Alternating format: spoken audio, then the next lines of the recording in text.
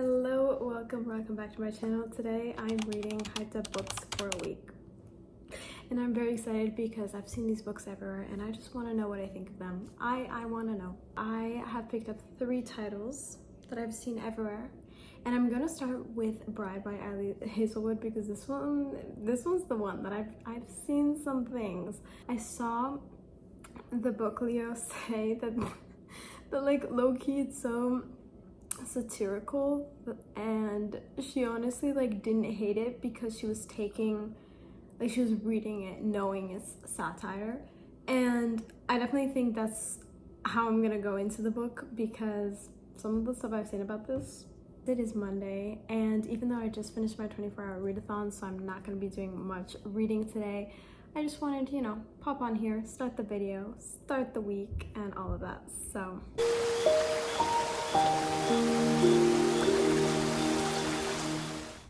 y'all, I feel bad. I literally didn't update at all today. I updated nothing. Honestly, I've been so preoccupied editing and like trying to upload my last video, and now the fucking like coloring or the contrast is all messed up, and like this keeps happening every time I try to post a video, and I don't know why. I changed like my settings, I changed the quality of it, like all of it, and it pisses me off. I've been reading Bride. I think I'm like 40% in. Honestly, it's not as bad as I thought it would be. It's like, she's kind of funny, the character. Her name is freaking Misery. She just like doesn't really give a fuck about anything, honestly, except to find her best friend, which borderline, like, I feel like she's in love with her or something. I don't know. The whole thing is like cringy as fuck, like obviously, but like if you read it knowing and kind of like embracing the cringe, it's like it's not even that bad. So I'm hoping to finish it tomorrow, and yeah, I don't think it's terrible. Hey guys, it is Wednesday and it's already 8 p.m. and I haven't even updated you guys. Oops, but I swear I was in bed until 3 p.m. But I'm 65% into Bride, and it's like fan fiction-y, but I kind of like it. Like, I'm kind of enjoying myself. I'm really not forcing myself to read this. I'm actually kind of enjoying it, and I want to know like where this goes. I want to know what's happening in this like werewolf tribe thing. I want to know what's gonna happen with Serena. See what's gonna happen with the Lowe's younger sister, Anna, which Anna's super cute. Like, we have to admit, Anna's super freaking cute. I mean, the romance is cute. I think that's actually the part that I care the least about. Like, it's kind of cute. It's kind of also like fan fiction. Like, we keep having the emphasis on he's so big and bulky and he wears size 14 shoes, and I mean, at least she's also big, or not big, but like tall. And she's also so freaking oblivious, and it's like, girl, she kept like commenting on like, oh, do I really smell that bad? Girl, like, are you dumb? Like, I know she's like a virgin. Oh, that's the other thing, like she's a little virgin, she knows about nothing, but you know, so those parts are like cringy. Like, basically everything's cringy, but the writing isn't that horrible. I read I started and DNF'd Swift and Saddle, and I hated the writing. I honestly thought it was bad. Like, it was bad writing, very middle schooly, and I hate like being pessimistic about a book, but Swift and Saddle was really not it. And with the way everyone was describing Bride, I literally thought it was gonna be like the same thing, like no direction, no plot, horrible writing, blah blah, annoying characters, but like it's not. Like, it's actually not, and it's definitely not 4 or 5 star, but it's also, I feel like it could even be above a 3. So I'm like really not hating it, and I don't know. I'm about 80% done with the book, and I don't really trust Serena. Like, I'm not really sure if she disappeared or if someone else like took her or whatever, but, and then also Owen, Misery. Okay, once again, I'm still stuck on the fact her name's Misery. Misery and then Owen. Like, why does he get a normal last name? Anyways, Owen, I was like kind of suspicious of him, but now I'm like, okay, I don't think he's that suspicious. And I'm actually like intrigued as to the whole like Serena mystery thing, so. Hey guys, happy Thursday. So I officially finished Bride by Hazelwood, and a quick little thoughts on it. First of all, I'm giving it a 3.5 out of 5 because it was not that bad of a book, but it also like was not that good. I was honestly not a fan of the relationship. In the middle point, I was like, they kind of have some chemistry. Towards the end, I was like, misery, break up with this bitch. I was not into Lo at the end. He has a moment where he is like, he doesn't want to hurt her by being in a relationship, so he says the most hurtful things ever. And I'm like, you kept saying that you didn't want to hurt her ever and you'd always protect her, and then you become a bully. Like, I was not into that. I was just kind of checked out with the relationship, and I didn't want them to end up together. I mean, obviously they would since it's a romance, but I was not into that. And then like finally some plot happens, like, you know, the mystery that's been throughout the book is getting solved or resolved, and it's fun, but then it's resolved in like 2 chapters and it takes 5 minutes, and then it's like, oh, happily ever after time. And I'm like, no, I want some more. I want some more. Like, I genuinely just wanted more lore. I wanted more, and it like, they kill a couple people here and there, and then it's done. And I just wanted more. I did not care about like fixing the relationship or going and fucking, which is what they kept doing towards the end. I was just like not interested in that. I wanted some actual, a nicely thought out finish, which I mean, it's fine, whatever, but it's definitely not my favorite, and I wish Ali Hazelwood had done more with it. I know this is her first book in the fantasy genre, so you know, she's still like dipping her toes in it, but it just felt a lot more like a romance than anything really fantasy, and I was just not a fan of that. A couple things I predicted, which I wanted to tell you guys, but then I realized it would be a spoiler, so, but yeah, I predicted a couple things about Serena and Owen, so that's that. And also Anna, which is like the kid, Lo's sister. I really liked her character, but she was gone for like half the book, so I couldn't even like see more of her. Obviously, like, it's cringy, the smut scenes, which definitely not as terrible as what everyone was saying. Like, I thought it was gonna be like horrible, but no, this is just like what they do in the fanfics. I don't know if no one had their fanfiction phase, but like, it's really not that bad. Still, it was like kind of too much. It was like, if you're sacrificing like lore and plot just for those scenes, it's like, you know. I'm now gonna start the 7-year slip, which I'm very excited about. I'm starting this one over the Serpent in the Wings of Night because the Serpent in the Wings of Night is quite long, and I don't know. I'll just push that one till later. I also only have 4 days left since today's Thursday and all that, but.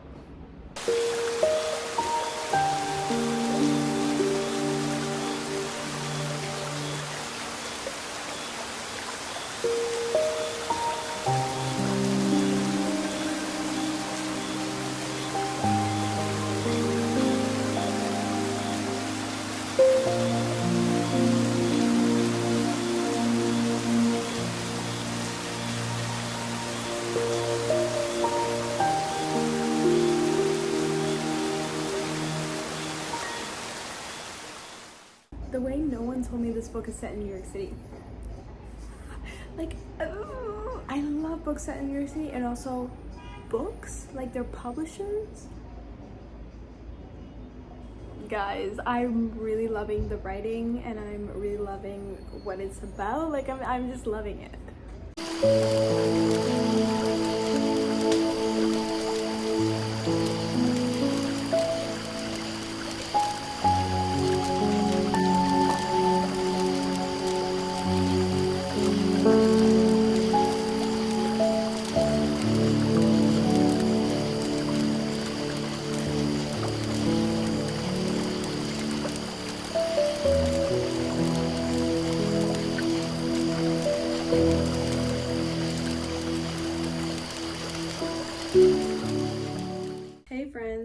time no see. So I did not read yesterday, therefore I didn't have anything to update you guys on. I feel bad, guys, but I just haven't really been in the reading mood. I've really been enjoying this book, and I've been enjoying reading it, like the process and everything, but I'm just not in the mood to read all the time and constantly like I have been for the past couple weeks. So my progress is slow, but I am still 45% in, so that's pretty good. I just don't know if we're gonna get to The Serpent and the Wings of the Night this week. Yesterday I was busy with a lot of other things, and today I spent a lot of time filming and then editing, and so I'm kind of like sitting down for the first time today to read. And I started about an hour ago. I joined a reading sprint, and that ended, so now I just have my own little like YouTube video propped up about just with like the fire crackling, so it's kind of like a little vibe while I read. But I wanted to film right now because I'm about to read the chapter where the past and the present are going to like meet for the first time. So basically we all know that there's a 7-year slip, so she goes back in the past 7 years. Now they're gonna meet in her present, and so I guess his future, but in her present they're gonna meet. It's kind of like a chance encounter, but it's still like for their work, so it's kind of like planned, I don't know. And he probably doesn't know. She just found out, which is why I just paused. And I'm just so intrigued to see how the author is going to write their meetup, because he doesn't know this whole like magical stuff. And then does this mean that there aren't going to be any more like scenes of her going back in the past? Like, are we done with the magical apartment type, you know? Like, are we just going to stay in the present? Like, I'm really just wondering how the story is going to be structured, or I guess like what the author is going to do from now on. I'm really intrigued to see like their reactions to each other, because especially him, he probably thinks that she literally just left and abandoned him because he didn't know about the magic. And she already is going in the meeting like knowing he's going to be there, so you know, she can kind of prepare. But this story could literally go in so many different directions, because we're kind of at a point where yes, some things happen, but so many other things could happen. So I will update you guys later. I do really want to finish this today, but I'm not even at the halfway mark, and it's already 10:30. So I don't know. Hopping on here to say that I'm kind of in love with Ewan or James. Doesn't matter the name, I'm kind of in love with him. The way he uses lemon as a nickname, he's so fine. And also, fun fact, I actually could have been born, or I could have been named Clementine. Like, the two names my parents were considering, Clementine and Ines. Hey guys, it is now Sunday, and I finished the 7-year slip, and I'm very happy. Here it is in all its glory. I'm very happy, and I finally decided on a 4.75 out of 5 stars. But I decided on that rating because I loved it, honestly loved it. And towards like the middle, I was really like, this is gonna be a 5-star, and it was so close to a 5-star, but honestly I felt like something really tiny was missing. And also, I was not Clementine's biggest fan. I'm in love with Ewan, and I loved him so much. But Clementine, you know, I think she's one of those kind of like complex female characters, and I can't fault her for so many of her imperfections, but at times she was just like bothering me with just like so anti the relationship. Obviously she had been told by her aunt, don't fall in love with the apartment, whatever. I understand that. But then when they meet in the present, I'm like really annoyed at how she was so like, okay, we can't get together, we can't be together, we can't be together. And then they are together and she's suddenly fine with it. Like, I feel like there wasn't a proper progression of her just kind of like saying, okay, now it's fine. And I have a theory as to like why she was okay with it towards the end, but it's just, I don't know, I felt like she was just so adamant about not being with him, and she was just creating these problems in these situations that she really just didn't need to be doing that. So she says how she loves her friends, and her friends are basically like her family. But then she doesn't want to confide in the fact that her apartment is magical because they'll find it weird. But aren't they your best friends who feel like family? Like you should definitely be able to like tell them that, right? And I understand she was, you know, processing her grief and all of that, but just getting on my nerves a little. Just a little bit. So that's why I ducked off some points. I'm still kind of trying to figure out the magical system because I mean, I don't want to reveal too much, but I'm just like wondering, the fact that certain things happen in her present and then she goes to the past and like kind of conveys them, wouldn't that change the future for Iwan? But then I was like, okay, but maybe the person he is now is taking into effect the changes that she brought from the present to the past, and then, you know, I don't know if I'm not explaining that correctly, but I can't explain it without spoilers. But yeah, now I'm going to start The Serpent and the Wings of Night. I'm wondering what this serpent means because, fun fact, my favorite animals are snakes. I love snakes so bad.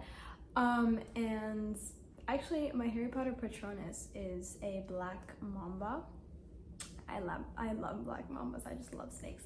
And so I want to know, where's the snakes? What did they do?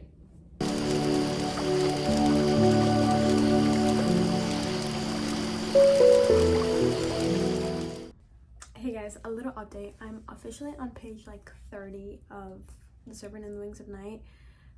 30 in iPad pages. I don't really know how much that is in like normal pages, but I've got like 400 left, so it's gonna be a chunky book. I'm going to have to read until I don't know when.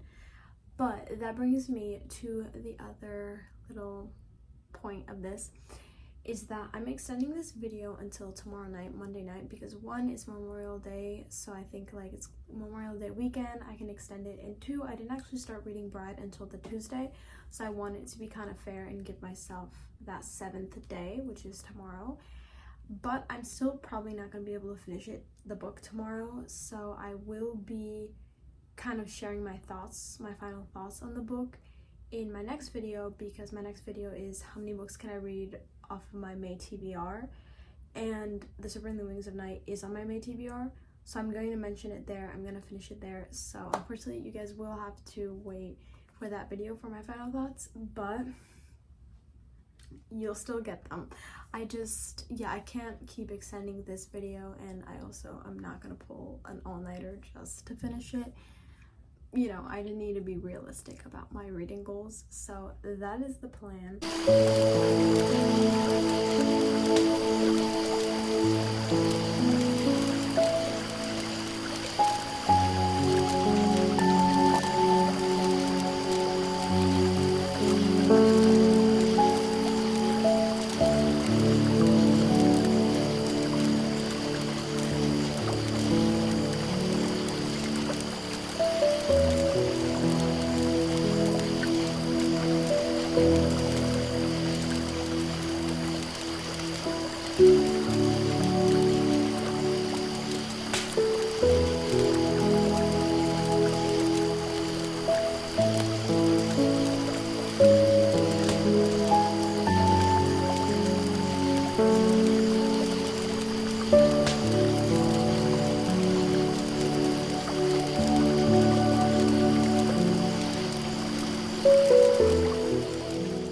Guys, I got a little octobuddy. It's the transparent one. It's very cute. I will be able to like watch videos while I get ready. So I'm officially at the 40% mark of The Serpent and the Wings of Night, and I've got many questions. I'm really enjoying my reading experience with this book. I really like the pacing of it. I feel like there's a good combination of action-packed, you know, like in the arena doing the fighting and everything, but also we have a lot of her like inner monologues and her interactions with other characters, especially with her dad and now with Rain, her love interest, and I don't know, I'm liking that aspect.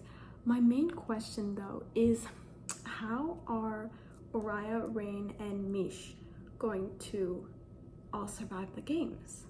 Like, Mish is Rain's friend, and I know she's gonna survive because she's in book 3 and 4. She's the main character of book 3 and 4 of the series.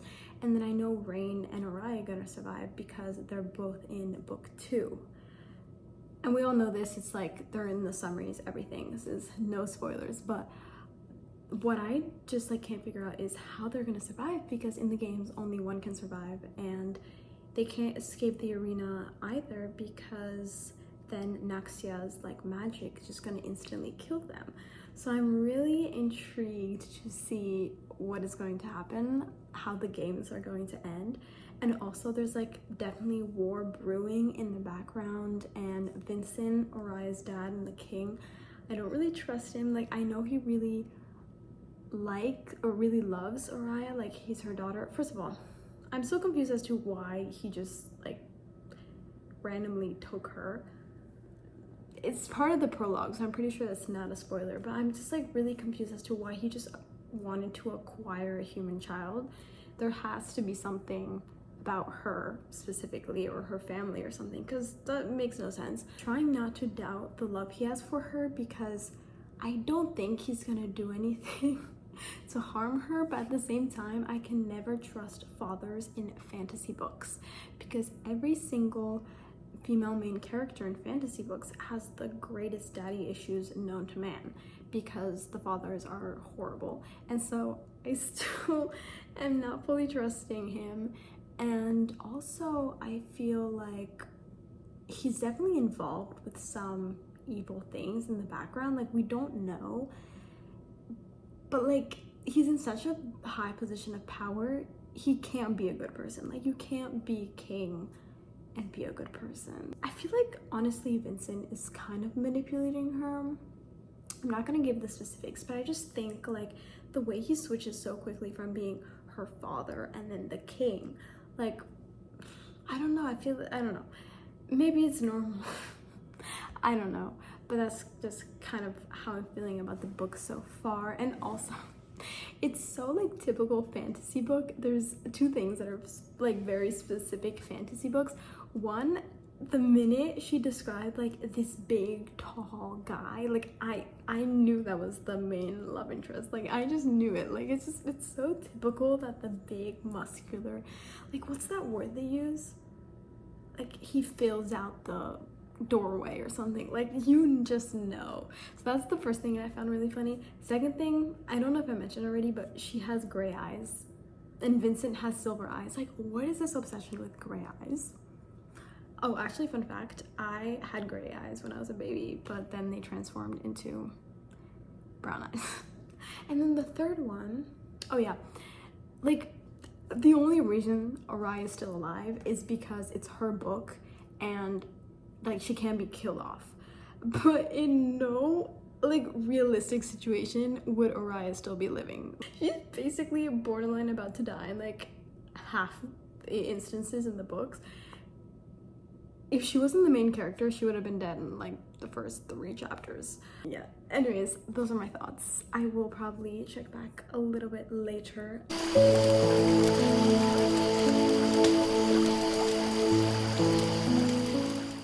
I'm ready to take off my makeup and get into bed, so I'm going to be signing out here, but I'm 55% into the book and it is so fun. It is so fun. I'm having such a fun time reading this. Genuinely, this is actually kind of what I needed. I needed an action-packed fantasy. I'm really into this. I'm having fun. Like, everything I want to happen is currently happening. Like, I keep making notes like, oh my god, I want this to happen. Ooh, it would be so fun if this happens. And then it happens and I'm like, yeah. So I'm at the crescent moon part, so I think there's only 2 more trials and then the like dusk or whatever it's called, I guess the ending or whatever.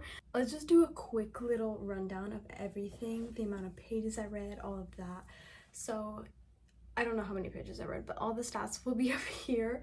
Oh, also I read 8 hours today, technically. I mean, it's 12:30 a.m. so it's technically Tuesday, but like I'm still counting as like the Monday. But anyways, I read 8 hours this Monday.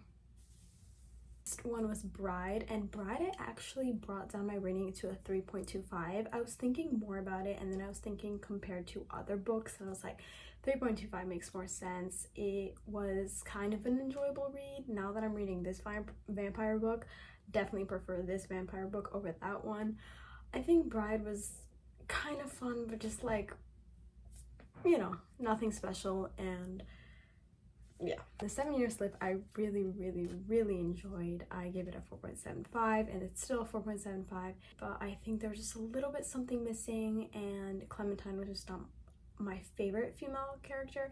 I was comparing it to probably my favorite book this entire year, 7 Days in June, and I definitely preferred Eva as a female main character than Clementine. I think there's just something I didn't particularly like with Clementine, and I think for a really 5-star read, I need to like not every character, but like the main female character, and then the main male character, or if it's like a queer relationship, you know, the equivalent. So I really need to love both of the characters individually, and then them also in the relationship, and then the actual story and everything. And I felt with the 7-Year Slip, I just was not, it's not that I didn't like Clementine or that I hated her or anything, I just not someone that I loved. Like I wasn't reading about her and her thoughts and everything, and I was like, I fully support you, I love you, do you, queen. Like sometimes I was like, girl, you know. And when I have to be like, girl. And then so far with The Serpent and the Wings of Night, 55% in, I think it might be like a 4.25. I think 4.25. I don't know what it is. It's literally just like vibes. I'm reading this and it's just vibes, and then I'm thinking about a rating and I'm like, vibes. Like the only thing I get is like vibes. And it's definitely like, there's something stopping me from giving it more than a 4.25, and it honestly might go like higher when I finish it. But for the moment, I think, once again, I don't mind Oriah. I actually think she's a pretty good female, main female character. She's still kind of like manipulated and denial when it comes to her father, and that is just not the most enjoyable to read about. But I understand it's like a whole character process, and it's only gonna get better. But I don't know, I feel confident at a 4.25 now. I'll definitely have more thoughts about it later, but thank you guys so much for watching this video. If you guys want, you can like and subscribe, and I'm just so giddy. Honestly, I shouldn't be giddy because she just went through a near-death experience. I mean, both of them did. But if you know, you know that, what trial was it? I don't know, but when they're like, the one where only half can survive, if you know what she does, like, yeah. I wanted that to happen so badly, and I'm so happy you did. And I'm also really excited to read about Vincent's reaction to that, because he saw that all go down. So yeah, okay, bye guys, thanks for watching.